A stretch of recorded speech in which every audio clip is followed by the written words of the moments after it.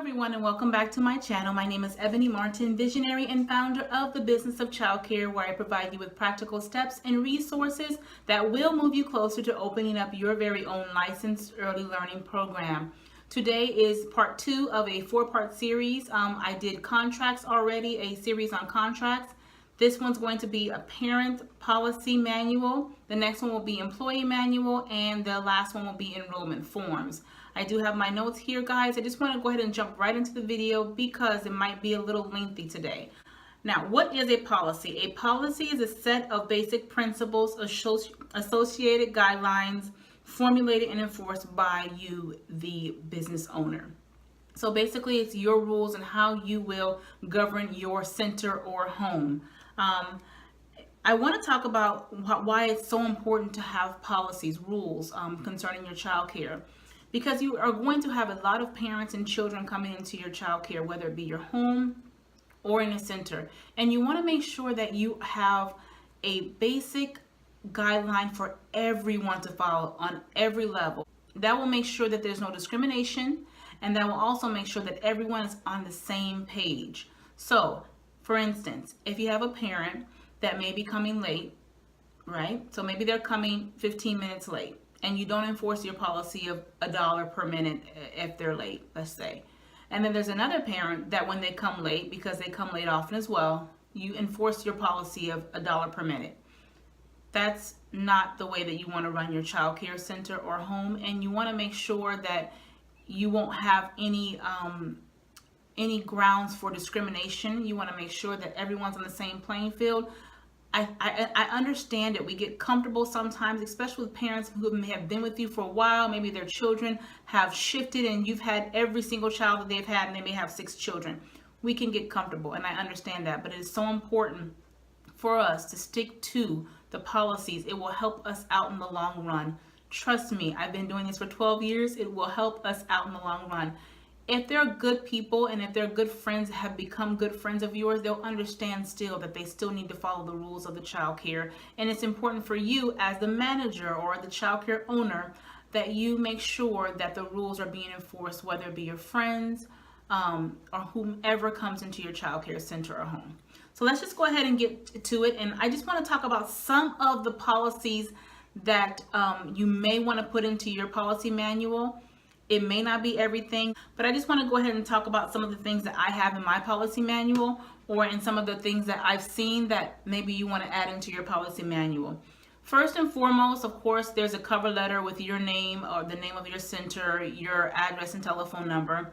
You also want to put in a welcome letter, and I put in a welcome letter in my policy policy manual. Mission statement, vision statement, your open door policy, no discrimination policy. So that should definitely go into your policy manual. Your teaching philosophy, if you're a home child care, even if you're a center, you may want to add in your teaching philosophy somewhere. What you can expect from the child care center or from the home child care provider, as well as what you expect from parents. Now, this manual is more so geared toward how you are running your center or home, and you want to make sure that everyone is going to be on the same page. So basically, these are kind of like your rules of what you're expecting from parents, and you also want to put some things in there that what they should expect from you as well. Of course, there's going to be an adjustment period for the children, so you may want to put that in there. What ages you serve, and then what you provide for those ages. So if you're serving from 0 to 5 years old, and then from 5 to 12 years old, what are you offering for the parents in detail? Make sure that this is what I want to say too. Make sure everything is in detail, well thought out, that you sat down and you really thought about it. I'm not talking about this is going to be up in one day. This may take you a month or so. But you want to make sure that all of the information that is in your policy, that it is detailed. And this is why. Let me give you another scenario, because I have a lot of them, but my policy manual has always been the last word. You want to make sure that you're able to have good communication with your parents. And then to do that, if they're maybe disagreeing with you concerning something that's going on in your child care, you can always go back to your policy manual, making sure that you're on point, that you're doing what you're supposed to do. And if you're not, get there. And if they are not doing what they're supposed to do, then it is your job to let them know that, hey, this is what the policy says. We want to try to follow it as closely as possible, not just for you, but for everyone. And always fall back on your policy.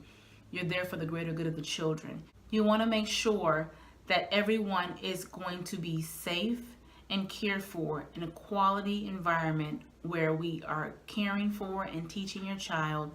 So not just your child, but every child has to follow the same policy. You want to have a redirection policy. If a child is maybe acting indifferent that day, you may want to have a redirection policy of how you will go about redirecting that child. If you have an emergency plan, I know a lot of centers need an emergency plan, homes as well.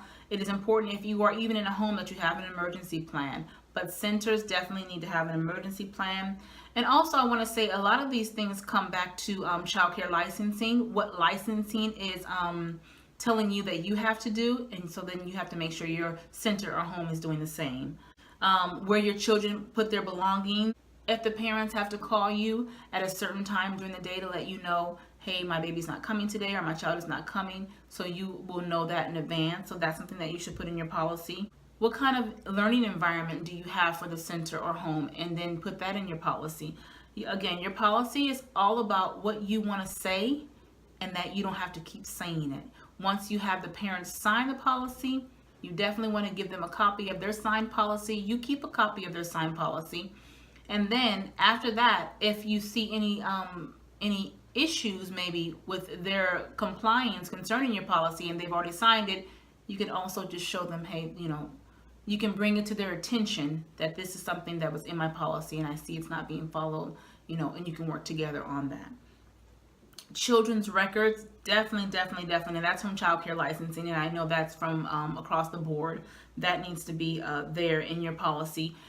If you have a certain time where your children are coming to your center or home, if they can't come after a certain time or they need to be there at a certain time, that should be in your policy as well. Anything that you need to convey that maybe you have experienced. Now, a lot of these are my experiences over the years, and because I've experienced it, I've put it in a policy, or I've said, okay, I've seen this happen before, I know what to do, this is what I'm going to do about it, and now that issue won't be an issue any longer. Definitely have an illness policy in your manual, and I'm talking about sit down, think about it, find some information regarding it, make sure that your illness policy is on point. Even, and I know some centers and homes, you're able to administer medication, but the medication has to be closed, prescribed by a doctor. I mean, all of that, put it in your policy. Even applying sunscreen or bug spray, put it in your policy. Homes or center, put it in your policy. It's very important. Your policy concerning picking up or dropping off a sick child. Where's your isolation area? So that should be in your policy as well. Insolent weather. I know there's a lot of things going on in the weather today, and you want to make sure that you have an emergency plan concerning weather in your policy. If you're taking pictures of the children, putting in any type of social media, Facebook, Instagram, if you have pictures on your phone of the children, please put that in your policy and have the parents sign that it is okay to do that. Let's see. If your children are absent, late, you want to make sure you have a policy for that. If they're coming in or coming in late or coming to your child care too early, you want to have a policy for that, as well as if they're absent. Now, do you take payment if they're absent, or do you allot them time to say, they have sick time? I don't know how some centers and homes work. You want to make sure you have an absence policy in your policy manual, because there will be times where the child will be absent, whether they may be on vacation, parents are off that day, they may be sick. Do you still take payment on those particular days? That should be in your policy. Let me think. So let me just give you, I'll go over some more policies, and I'm going to give you a couple scenarios of why policies are so important. Tuition payments for holidays and vacation. Are you taking tuition for holidays and vacation? If the 4th of July this year was on a Wednesday, are you giving parents a break on that day, or will they pay for the whole week, whether they come or not? So that's something that should be in your policy. If you have holidays and you're taking holidays and you're closing your center or your home, you want to have that in your policy. If you're a home child care and you have vacation time or sick days, you want to have that in your policy. You want to make sure it's clear and that the parents will sign on the dotted line, making sure that they are aware. When you go on vacation, homes, when you go on vacation, are you being paid for the vacation time? Are you allowing your parents a week of vacation? So you want to have those in your policy. Centers, I know that when you have, when you're closed on holidays, you're more so closed only on holidays, not so much for vacation time, because there's somebody there that can take care of the center when you're not there. Hopefully. I remember that there was a child care policy that I saw to have backup child care, just in case a child is sick and a parent is called and someone needs to come and pick up the child. A lot of times parents are at work and they're not able to come at that certain time to pick the child up.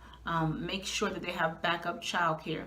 Also have a policy about how long a parent should take before they come and pick up the child from either a center or a home. This is a scenario. So if you call a parent and you're saying, little Johnny is not feeling well, he has a temperature of 101.1, he's not feeling well, he's not eating, his temperature has been like this maybe for the last 30 minutes to an hour, can you come pick up little Johnny? Yeah, I'll be there.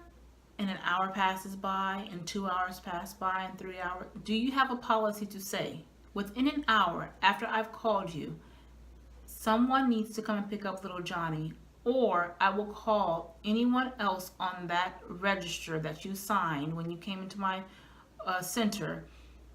I'm going to call anyone that's available to come and pick up little Johnny. So that is something that you should have in your policy. Let me give you a couple of scenarios why policies are so important.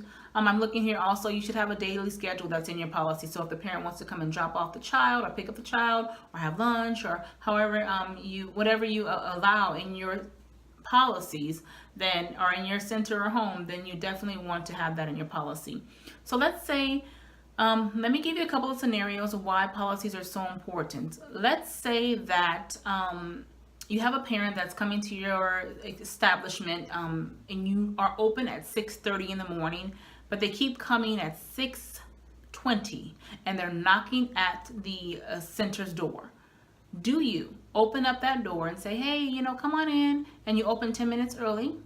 Or do you say 6:30 is the time that I'm opening, 6:30 is the time that I have on my sign, and that's when I'm opening? Do you have that in the policy? Because guys, parents are going to, now I'm not saying that they do this intentionally, but they may have something to do and they need to be at work at 7 o'clock and they know you open at 6:30, but maybe and they know, someone's there straightening up and getting ready for the day at 6:20. Maybe they can just drop off the child just a little bit early that day. Do you have it in your policy to say, I may open my doors at 6:25, or no, 6:30 is my time that I'm opening and 6:30 is the time that you're going to wait? That should be in your policy, because you want to make sure that if you're like that with one person, you're like that with everyone. I've never met a store that will open, and this is just a store, and I know child care is different, but a store that will open for you earlier because you're standing at the door. Never seen it. If you go to any grocery store and they open at 7 a.m., guaranteed they're opening at 7 a.m. Now, that's just how the rules are. So you want to make sure that that's in your policy. Let me give you another scenario. You have 3 children in your center that are not feeling well. They all got sick at the same time. And all of them 3 went out of the child care and 1 came back before the next day. They were fine. The mom said they're fine. Do you ask for a doctor's note before anyone comes back to your child care? Or do you say, that's fine, come on back, and let everyone in? You definitely should have policies concerning every single thing that you can think of that has to do with parents. And if you can't think of it then, later on, add it in your policy. My policy took me years to make, only because situations hadn't occurred. So when something did occur, I will put it in my policy. I am definitely the type of person that says the first time it happened, okay, I see that, and it's not going to happen again, because I want to make sure that I nip that in the butt immediately. There's no way that I'm going to have something continue to occur. So say that person's coming to your home child care, knocking on your door at 6:50 a.m. in the morning. First time, you know what, I'm like, wow, that's happening, okay. Second time, that will not happen because my policy will be known. And if a parent doesn't have a policy, I will say, hey, do you have the policy manual? Because we definitely open at 7 a.m. and the door will be open at 7. You want to make sure that the parent has a policy manual. If they don't have the policy manual, it is your job to get it to them, whether you charge them a fee because they've already had it, or get it to them some way. That's another thing. In your policy manual, do you charge a fee? First time, the policy manual is free. Second time, do you charge them a fee if they've lost it?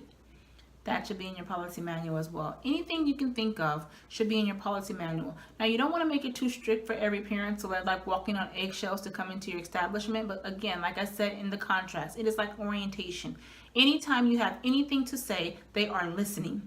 And especially because they're new to your establishment, whether it be in your home or in a center, you want to make sure that you are clear about what you're saying. Give them a policy manual and they will adhere to it. They will not adhere to it if you start slipping up. So you get the parent that's telling you, no, little Johnny doesn't like milk, he's going to drink juice, and you have to provide him juice, and this is a home. You have to provide him juice and he's not going to eat that food. Is it in your policy manual that this is the foods that I'm serving? Or if your child doesn't want those types of foods, you're more than welcome to bring if you're on the child care food program. Oh, guys, make sure that your policy is clear. It is to the point. It is up to date. You've crossed your T's, you've dotted your I's, and you have all of the information that you want to convey on your heart on paper. All right, guys, I really, really hope this video helped you. Please take a look in the description box. I will link a policy manual there so you can take a look at it and maybe get some ideas. Like always, please don't forget to like, share, and subscribe, and I will see you in the next video. Talk to you later. Bye-bye.